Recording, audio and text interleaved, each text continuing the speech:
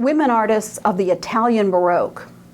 For those of you who aren't as knowledgeable about art historical periods, the Baroque period was the 17th century. Stylistically, it was marked by a reaction against the artificiality of mannerism, and so Baroque art was art that wanted to be more lifelike. Or rather, I should say, the Baroque artists wanted their art to be more lifelike. Now, there were different ways that they interpreted that, but for one thing you'll notice is that the figures seem to be more robust, voluptuous. They gained some weight in the 17th century. You often see rich colors, asymmetrical compositions where the main figures may not be right in the center, they may be off to one side. And sometimes there's more dramatic lighting effects, as we'll see. So we'll be looking at two women artists from the Baroque, the two most famous women artists from the Italian Baroque, Artemisia Gentileschi and Elisabetta Serrani. Artemisia Gentileschi was born in the last years of the 16th century, 1593, and she died somewhere around 1653. We're not sure of the exact date.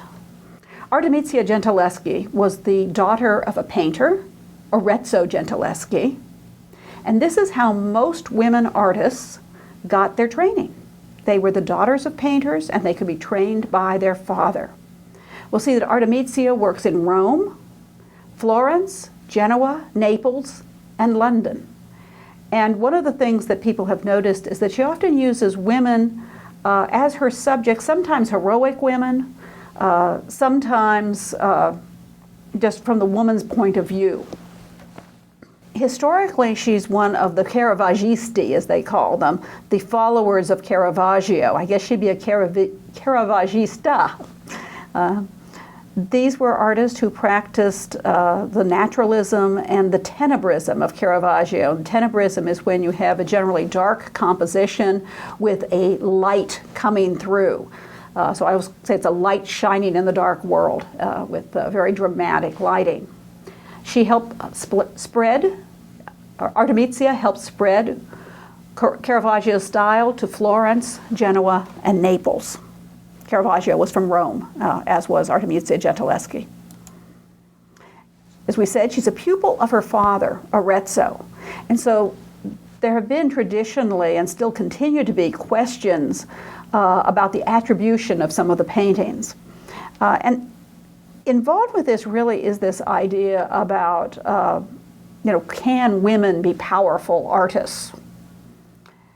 One bit of evidence that, yes, they evidently can, is Arezzo said that he could teach his daughter no more. She'd already learned everything that he could teach. And when she was about 15 years old, he hired another painter as an instructor for her, and we'll hear about that shortly. But first, I wanted to show you two paintings of the same subject, one by Arezzo and the other by Artemisia Gentileschi. Now, when I first took my first Baroque course, and this was back in 1968, the professor put up these two pictures, and he said that Artemisia was the daughter of Arezzo, and she was trained by Arezzo, and that she was a weaker follower of her father. Well, I'm sitting there in the front row, and I'm looking at these two pictures. On the left, you see the Arezzo, on the right, the Artemisia, and I'm thinking, what? Well, it must be the slide. I mean, should I doubt my professor? It must be the slide, because it seems to me that the Artemisia is so much more powerful than the Arezzo. About 20 years later, I was at a conference, and they were discussing the attribution of a recently acquired Gentileschi painting at St. Louis Museum of Art. And was this an Arezzo? Was it an Artemisia? And the speaker was attributing the painting to Artemisia, as we'll see later in the lecture. And she said, it has to be by Artemisia because it's so much more powerful than her father's work. And of course, I'm back in on the audience, and I'm barely able not to laugh. because, of course, it was a complete reversal. And that's what happens sometimes when people actually look at the work of art rather than saying, oh, it's by a woman, therefore it is weak. It's just look at the painting. And Artemisia is one of the strongest painters, male or female, of the 17th century, when they had some pretty powerful painters. So let's continue and talk about her life a little bit. As we said, her father said that, well, he needed to hire someone else to give her some more instruction. And he hired Agostino Tasso, one of his colleagues, to teach her perspective. And this is why you'll see that women really couldn't be apprenticed to someone else, because although she wasn't apprenticed to him, Tasso raped her. She was 15 years old when it started. Back in those days, if a woman was raped, she was damaged goods. It might be difficult to find someone who would marry her. Her reputation was ruined. Generally, it was thought that the best thing that could happen was if her rapist would marry her. You'd really want to be married to someone like that, but that was the 17th century way of thinking. In fact, that's what Tasso said. He said, well, I will marry you. And it continued to happen, and she told her father. Her father took Tasso to court. Now, there's been something made of the fact that it wasn't a criminal trial in the sense that you'd have today, because what it was damages against her father because his daughter had been despoiled. That's not her father's hard-heartedness. That's the way the law worked in the 17th century. There was a trial. Artemisia, and I believe Tasso also, were tortured. And they were tortured with thumb screws, which is essentially a vice that squeezes and squeezes and squeezes your thumb. If it doesn't enough, it can, of course, smash the bone. Evidently, they did not go that far. And when this is going on, she says, and this is the wedding ring you promised me? Well, Tasso was in no position to marry anybody. He was already married. I think at one point he said he'd murdered his wife, but evidently she was still alive. And it was a very messy and disgusting trial. One of the things that he tried was to bring in people that she'd never even met, and hire people or get his low-life friends or whatever to say, oh, we've had sex with her too. Evidently that was not believed. His sister is supposed to have testified and said that her brother, Tasso, was a man of dissolute lifestyle, and he had done this before. I've read in some books that they don't know what the ending of the trial was. I just read a more recent one that said that, yes, Tasso was convicted. He spent some months in jail. I don't think it was years and years, but there was some penalty, however small. Well, Artemisia's reputation has been ruined, and so her father has to try to find her a husband, someone who will marry her for a dowry, and frankly, to get her away from Rome. So he marries her to a Florentine painter who is willing to take her with dowry, even though she is damaged goods. She actually ends up having, I think, 4 children with him. At least one survives. But this problem, she was raped. And so she acquired this reputation as a fallen woman. So people didn't want to talk about her. In 1968, there was an article published in the Art Bulletin that basically went over the trial and said, no, Artemisia is not a bad woman because she was raped. And sort of tried to re-establish her reputation and where should the blame be placed. Because of that, and then of course there have been a wonderful monograph by Mary Gerard on Artemisia Gentileschi and many, many articles about her. She's become an extremely well-known woman artist, and now nobody says she's weak, and nobody says she's sinful because of what was done to her. One other problem, of course, was although she was married to this Florentine, eventually she left him. They separated. And she went on and had a very successful career. At one time she writes that she doesn't even know where her husband is, which is another reason they say, oh, you know, she must be bad. She's not living with her husband. Well, it was a marriage simply to preserve her reputation. And she goes off, as I said, has a very successful career. Her style embodies Baroque naturalism. She has robust, powerful figures. And you'll see this term tenebroso, which we've anglicized into a noun, tenebrism, which refers to the bright, well, what it means is shadowy.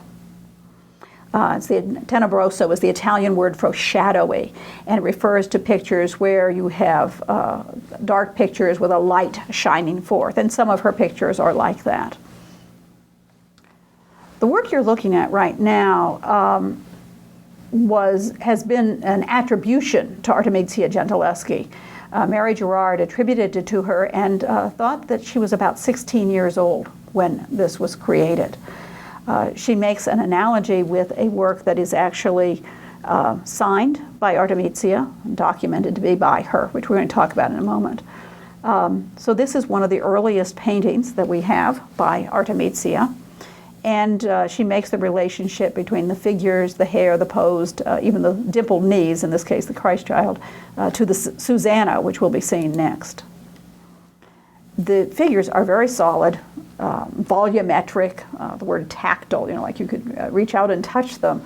And this, of course, might be the influence coming clear into the 17th century from Michelangelo, but certainly other Baroque artists as well. The painting has been damaged. Now we're going to look at Susana and the elders. Now, the interesting thing about this painting, I had you read an article by Mary Gerard in which she discusses the problem of the attribution. That there are many people seem to think that Arezzo may have painted this because certainly Artemisia would be too young. Let's see, she would have been 16 or 17. We have documented women artists at 17. Elizabeth Serrani was working professionally at that age. We have male artists who may have been working professionally when they were much younger. In sculpture, for example, Irving Lavin thinks that Bernini was actually turning out things in his father's workshop when he was 11 years old. And we do have a documented Bernini at age 13. We have many artists who are working at a very young age. Why couldn't a woman who is trained by her father do the same thing? And evidently she did. One of the things that's so interesting about this painting is both the idea that the female anatomy is more naturalistic, less idealized, that you can see possibly the idea that a woman artist could use female models or maybe even herself as a model. The other thing is the story is told in a very new way. It's told from the point of view of a woman and showing the vulnerability, the fear, the rejection. For those of you who don't know the story, I'll tell the story. It's a biblical story. It's the story of Susana, who was a virtuous wife. And she bathes, evidently, in her garden. Not everybody has indoor plumbing thousands of years ago. And two of the supposedly very proper elders of the community spy on her. And they try to get her to have sex with them. And they threaten her. They say, if you won't have sex with us, we will tell everybody that we caught you with a young man committing adultery, and you will be stoned to death, because that was the penalty for female adultery. Well, rather than actually commit adultery, she would rather die. And she refuses them. And so they do exactly what they say. They lie about her, they get her condemned to death, and as they are on the way to the place where she will be stoned, the young Daniel comes out. And this is one of the stories of Daniel as a judge. And he starts asking questions. I've actually seen this published in mystery books, and it's sort of like one of the earliest mystery stories. And Daniel asks some questions. And one of the things he does is separate the elders and ask them, well, where did you see her committing adultery? You know, he says, under a tree. What kind of tree was it? And they both name different kind of trees. So obviously they're lying about the whole thing. And Daniel, as the judge, has Susana released, and the two elders are stoned to death. So that's the story of Susana, a virtuous woman who is beset by the threat of rape, and she has a choice to make. You know, is she going to commit adultery, or will she die innocent? We all know that Artemisia suffered a similar situation. In her case, there wasn't any question about the rapist asking permission. He simply raped her. So in many cases, people will look at this and they think that perhaps she's drawing upon her own experience. And that may have made the experience of Susana all the more poignant. Because as you can see, she shows Susana as a woman who is rejecting the elders. Her posture is angular, it's twisted. She's not on display for their lustful gaze. She is rejecting them, and she's terrified, she's vulnerable, she doesn't see a way out. Now this is very different than the way many male artists would portray Susana. And here we see a painting by Tintoretto from the 16th century, in which we have the elders spying on Susana. She's not yet seen them. She doesn't know that they're there yet. And so she's bathing, and she's in the nude, and she's in a very graceful pose, and she's an idealized, sensuous nude on display for the male gaze.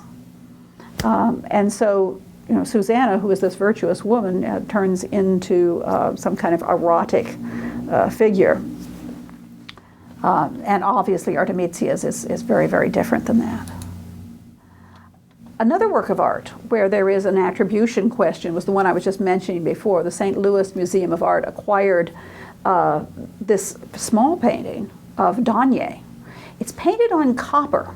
And Arezzo was very frequently would paint on copper. But Artemisia did so occasionally, and it wouldn't be any surprise if she used a copper backing because she would have been trained that way with her father. So there's been the question of whether Arezzo or Artemisia painted this painting. Once again, people argue about it. Some people say, well, we see some elements that remind us of Arezzo's style, but of course, Artemisia was trained by her father.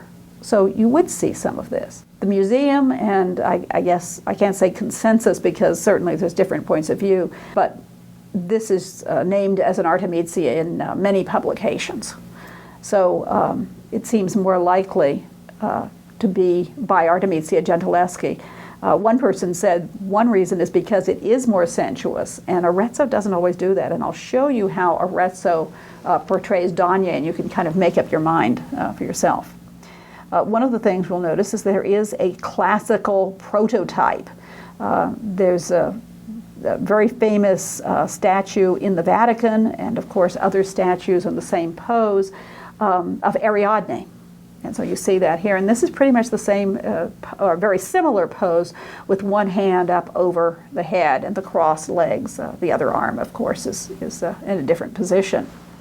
But there's a classical prototype for this. Artemisia Gentileschi also painted a Cleopatra using the same pose, and the clenched hand then has the asp, the snake, in that hand. And I tried to find a good reproduction of that, and I wasn't successful. Here I'd like to show you different ways of portraying Danier. We have Artemisia's Danier, and we have Arezzo's Danier. And one thing you can certainly see is Arezzo's Danier is in a very different position. Well, first I should tell you the story of Danier. There was a prophecy. This is a classical myth. There was a prophecy that Danier's father would be killed by his grandson. So in order that he would have no grandson, he put his daughter up in a high tower and kept her away from all men. But that did not stop Zeus. Zeus, or Jupiter, the king of the gods, was always on the lookout for lovely mortal maidens, and he was able to penetrate the tower. He appeared to Danae in a shower of gold, which is portrayed a number of different ways. Sometimes just golden flecks, and sometimes literally as golden coins, which we see in Artemisia's Danae. Arezzo's is showing Zeus is just sort of starting to fall in. Arezzo's Danae and the Cupid that's with her, they're reaching up to this. Artemisias is a much more earthy version in which, as we'll see, we really have something sexual going on. Here's another example, and obviously there is some influence here.